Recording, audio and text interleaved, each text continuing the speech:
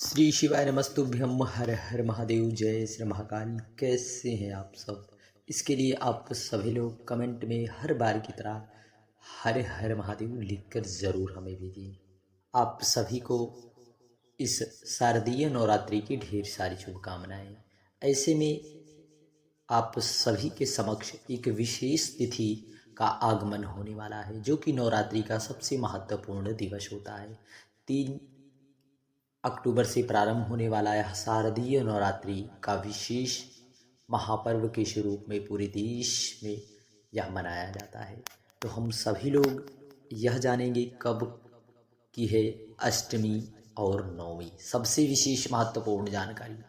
क्योंकि अष्टमी और नवमी तिथि को लेकर हम सभी के मन में जो मस्तिष्क में संशयात्मक स्थिति बनी है, संदेह की स्थिति बनी है कि 10 तारीख को हम अष्टमी का व्रत करें या फिर 11 तारीख को, इसकी जानकारी समझेंगे। साथ ही साथ पूजन का क्या शुभ मुहूर्त है और कन्या पूजन का विशेष रूप से क्या शुभ मुहूर्त है। साथ ही साथ आपको यह भी बता दें कि कौन कौन से उपाय करना है, और विशेष करके नवमी तिथि वाला उपाय तो आप ज़रूर करना। गंभीर से गंभीर बीमारी आपके जीवन से जरूर छूटेगी, आपको बीमारी से निजात जरूर मिलेगी। परंतु आप सभी को माँ आदि शक्ति के प्रति निष्ठा का भाव रखना है। निश्चितता है कि आप यदि विश्वास से इस विशेष उपाय को करते हैं तो आपको जो है लाभ जरूर होगा। श्री शिवाय नमस्तुभ्यम हर हर महादेव जय श्री महाकाल। सर्वप्रथम इस नवरात्रि में आप सभी को इस प्रकार से शिवलिंग बनाना है। कितने? 2 शिवलिंग बनाना है। 2 शिवलिंग बनाना है। अब कहोगे हमसे एक शिवलिंग बनता नहीं, हम 2-2 शिवलिंग किस प्रकार बनाने? यदि आपसे शिवलिंग नहीं बन पा रहा तो आप मिट्टी के ही आकार का इस प्रकार से आपको बना लेना है, परंतु 2 बनाना है। 2 इस प्रकार से आप बना लें। फिर उसके बाद 9 लाल फूल लेना है। कितने? 9 लाल फूल और 5 सफ़ेद पुष्प। 5 सफ़ेद पुष्प ले लें और पूजन की संपूर्ण सामग्री ले लें। क्योंकि नवरात्रि चल रहा है और नवरात्रि धीरे धीरे अंतिम पायदान पर है, और आपको पता हो कि माँ आदिशक्ति अम्बा जगदम्बा के पिंडी स्वरूप का पूजन का विशेष महत्व है। यदि आप शिवलिंग ना बना पाए तो आपको पिंडी स्वरूप बना लेना है। बनाने के बाद आपको एक पर आपको जो पूजन सामग्री लाए हैं आप उसे पूजन कर ले, और आपको 9 लाल फूल, कितने? 9 लाल फूल एक शिवलिंग पर समर्पित करना है और 5 सफ़ेद पुष्प एक शिवलिंग पर समर्पित करना है। फिर आप जिस भी प्रकार से माँ की और प्रभु की आराधना करते हैं उसी प्रकार आपको आराधना करके चीज़ों को समर्पित करते चले जाना है। यदि कुछ भी मंत्र ना आए तो आपको श्री शिवाय नमस्तुभ्यम कहते हुए समर्पित करते चले जाना है। करने के बाद आपको प्रार्थना करना है। आपके जीवन में यदि संतान सुख चाहते हैं या फिर संतान की उन्नति की कामना रखते हैं, या फिर आप भी किसी क्षेत्र में प्रयास कर रहे हैं और आप असफलता पा रहे हैं, मेहनत जी जान लगा कर करिए। पूज्य गुरुदेव कहते हैं पहले से आप मेहनत 4 गुना कर दीजिए और मेहनत में कमियां ना करना। एक बार देवाधिदेव महादेव और माँ पार्वती का यह विशेष उपाय कर लेना। निश्चितता है आप जिस भी विशेष मनोकामना से इस कार्य को करेंगे वह मनोकामना आपकी शीघ्र अतिशीघ्र पूर्ण जरूर होगी। श्री शिवाय नमस्तुभ्यम हर हर महादेव जय। फिर उसके बाद थोड़ी देर आप पूजन का क्रम समाप्त हो जाए, थोड़ी देर बैठकर आप कुछ समय के बाद इसे उसी गमले में, परंतु आपको बता दें किसी गमले की मिट्टी लेकर इसे गमले में ही इस विशेष उपाय को करना है।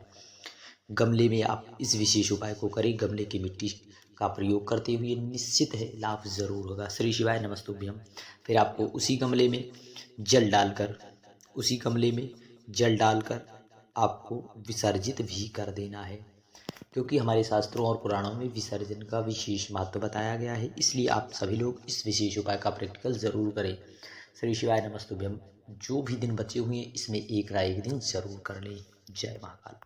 देखिए आपको बता दें अष्टमी और नौमी तिथि को लेकर जो आपके मन मस्तिष्क में संशयात्मक संदेह की स्थिति बनी हुई है, आपको 10 अक्टूबर को 12:31 से प्रारंभ हो रही है और 11 अक्टूबर को 12:06 पर समाप्त हो रही है। नौमी तिथि 11 अक्टूबर 2024 को 12:06 से 12 अक्टूबर को 10:58 पर समाप्त होगी। आपको बता दें 10 अक्टूबर को अष्टमी का व्रत इसलिए नहीं रखा जाएगा क्योंकि सप्तमी युक्त अष्टमी व्रत है, इसलिए धर्म ग्रंथों में निषेध बताया गया है। और 11 अक्टूबर को अष्टमी तिथि दोपहर तक रहेगी। उसके बाद नवमी प्रारंभ हो जाएगी। अष्टमी युक्त नवमी व्रत रखा जाता है, इसलिए इस साल अष्टमी व नवमी विशेष रूप से एक ही दिन मनाई जाएगी। ऐसे में 11 अक्टूबर को शुभ मुहूर्त विशेष रूप से बन रहे हैं। तो ऐसे में यदि आप कन्या का पूजन करना चाहते हैं, क्योंकि कन्या पूजन में विशेष रूप से कन्याओं के पूजन का विशेष महत्व है, क्योंकि कन्याएं माँ भगवती के 9 स्वरूपों का स्वरूप धारण करके ही हमारे जीवन में आनंद की सुख की प्राप्ति कराती हैं, साथ ही साथ माँ भगवती की कृपा प्राप्त करवा देती हैं। क्योंकि यदि हमारा मन भाव चित्त माँ के प्रति समर्पित है, यदि हमारी भावना ऐसी है कि या तो महामाई जगदम्बा आदि शक्ति अम्बे का स्वरूप धारण करके आई है, तो आप जो जिस भी प्रकार से आपके यहाँ कन्या पूजन किया जाता है, आप उसी मुहूर्त में कन्या पूजन कर लें। परंतु आपको बता दें, मुहूर्त 4:40 से 5:29 है। प्रातः संध्या काल में 5:04 से लेकर 6:19 के बीच आप कन्या पूजन का क्रम अवश्य कर लें।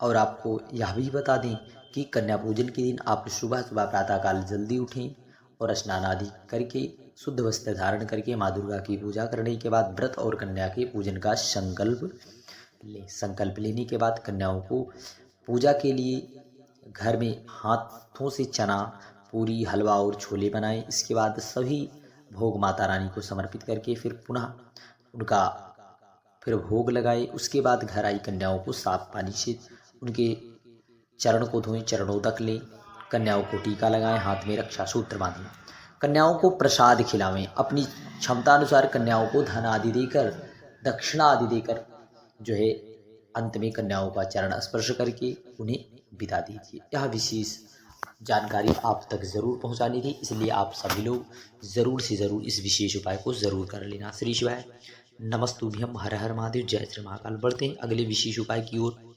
आप सभी लोग जो नवमी तिथि आ रही, उस नवमी की तिथि पर किया जाने वाला रोग मुक्ति विशेष उपाय ज़रूर करें। इससे आपके जीवन में जो है रोग मुक्ति ज़रूर होगी, परंतु आपका विश्वास दृढ़ होना चाहिए। आप सभी को इस प्रकार से दीपक तैयार कर लेना है, इस प्रकार से, परंतु उसमें आपको 4 बत्ती डालना है। कितनी? 4 बत्ती।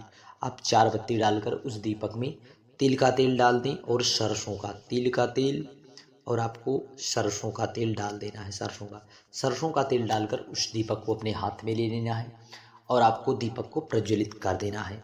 परंतु इस दीपक को जो है जो भी व्यक्ति बीमार रहता है उससे स्पर्श कराकर उतारा कर कम से कम 21 बार उतारा कर लें। उतारा करने के बाद उस व्यक्ति का नाम और गोत्र अवश्य ले लें। नाम गोत्र लेने के बाद उस दीपक को लाकर अपने घर के मुख्य दरवाजे, जो आप मेन गेट से अंदर वाले गेट के पर, उस दीपक को नरसिंह भगवान का स्मरण करना है। किसका? नरसिंह भगवान का स्मरण करके दीपक को आपको प्रज्वलित कर देना है। निश्चितता है यदि आपने इस विशेष उपाय को इस नवमी की तिथि पर कर लिया तो निश्चितता है अगले वर्ष तक आपके जीवन में आनंद की ही प्राप्ति होगी और आपकी जो बीमारी है धीरे धीरे करके ज़रूर खत्म होगी। पूज्य गुरुदेव की कथा का यह नवमी तिथि का बताया गया विशेष उपाय आप ज़रूर कर लें, क्योंकि आज के समय में हमारे घर में कोई ना कोई व्यक्ति बीमार अवश्य रहता है। परंतु यह बात आप मत भूलना कि हम दवा ना कराएं और हम उपाय करते रहें। आप विश्वास रखिए, आपको दवा भी आप कराते रहिए। यदि डॉक्टरों ने हाथ खड़े किए हैं तो एक बार उपाय करके देखना। श्री शिवाय नमस्तुभ्यम, हर हर महादेव, जय श्री महाकाल।